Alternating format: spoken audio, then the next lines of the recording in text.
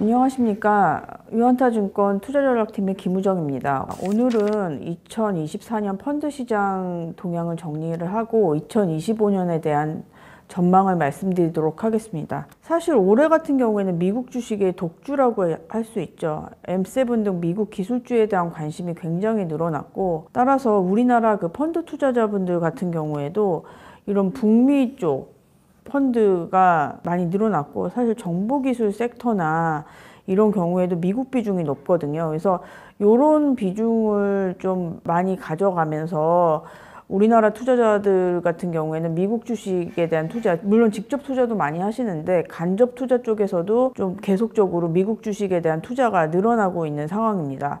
북미 펀드의 비중은 지금 2024년 50%까지 늘어났습니다. 우리나라 투자자뿐만 아니라 글로벌 펀드 시장에서도 미국 주식이 계속적으로 강세를 보이면서 미국 주식 펀드와 미국 주식 ETF 비중이 거의 30%에 육박하는 거의 최고치죠. 지금 30%에 육박하는 비중까지 지금 늘어난 상황으로 말씀드릴 수 있습니다. 그러면 다른 나라는 어떻게 됐느냐? 유럽 주식이라든지 일본 주식 같은 경우에도 계속적으로 투자 비중이 줄어들고 있고요. 신흥국 투자 비중 같은 경우에도 사실 2011년 이후에 추세적으로는 감소세가 나타나고 있습니다.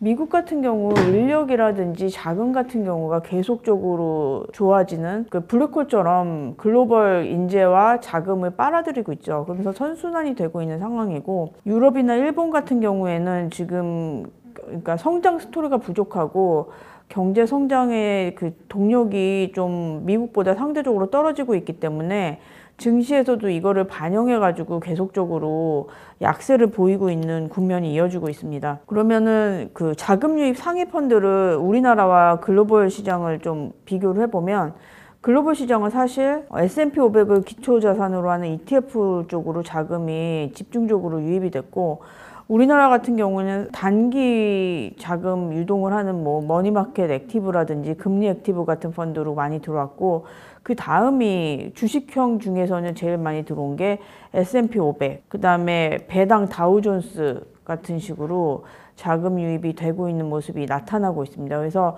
어쨌든 국내든 해외든 미국 S&P 500의 강세가 두드러진 특징이라고 볼 수 있고요. 그래서 연장선상에서 사실 작년 같은 경우에는 2023년 같은 경우에는 반도체 펀드라든지 2차전지 펀드 이런 테마주 펀드로 자금 유입이 들어가면서 국내 주식 펀드로도 자금 유입이 꽤 들어왔지만, 올해 같은 경우에는 미국 주식 펀드의 독주였습니다.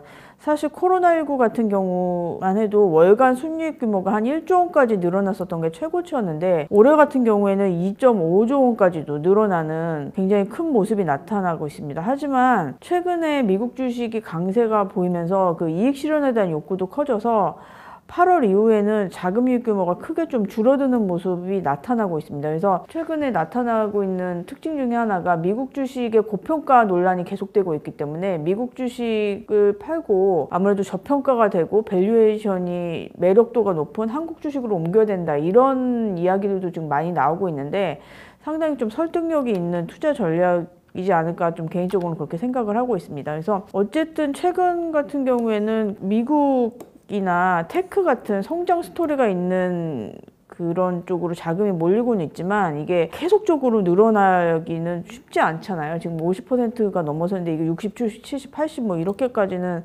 가기가 쉽지 않은 상황이라, 일단 기투자자분들 같은 경우에는 어느 정도 충분한 수익을 올렸는지 보시고 일부 이익 실현하시는 것도 나쁘지 않은 전략으로 좀 생각이 되고 있고요. 미국 같은 경우에도 대형주로만 지금 M7 등 그런 쪽으로만 지금 자금이 모이고 있고, 소형주로는 자금이 들어가지 않고 있습니다. 그래서 사실 예전 같은 경우 2007년 이후에 보면 글로벌 대형주나 글로벌 중소형, 글로벌 주식펀드 같은 경우에도 계속적으로 같은 모습이 나타나는데, 최근에는 중소형주 빠지고 대형주는 늘어나고 있는 이런 모습들이 나타나고 있습니다. 최근에 좀 약간 변화가 생긴 게, 올해 내내 연속 아까 신흥국 주식펀드로는 자금 유입이 많지 않다 이렇게 말씀을 드렸는데, 최근에는 약간 정책 변화가 있는 중국 쪽으로는 자금 유입이 들어가고 있는 상황이고요.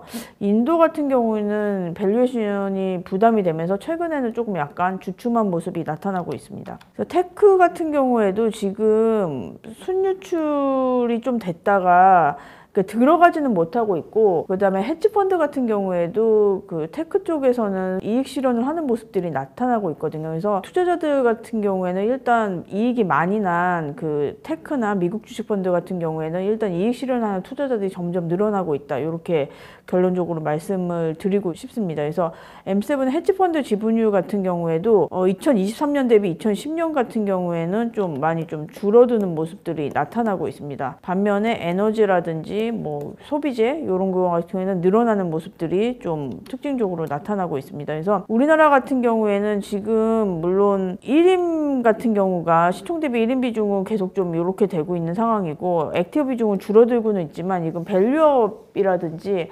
아니면 밸류에이션에 대한 매력도 때문에 기관 투자자들이 계속 좀 매수세로 돌아갈 확률이 좀 높다고 생각이 되어지고 있거든요. 그래서 이런 기대, 그다음에 외국인들도 지금 한국 주식을 좀 사는 모습들이 나타나고 있습니다. 그래서 이런 것들을 보면 일단 고평가된 미국과 그다음에 밸류에이션 매력이 있는 한국에 대해서 좀 더 다른 시각을 가져보시는 것도 좀 적절하지 않을까, 좀 이렇게 생각이 들고 있습니다. 연말인데 즐겁게 좀 마무리하시고 전반적으로 투자 포트폴리오 전략에 대해서도 한번 점검해 보는 시간을 가지시는 것도 좋지 않을까 생각이 듭니다. 감사합니다.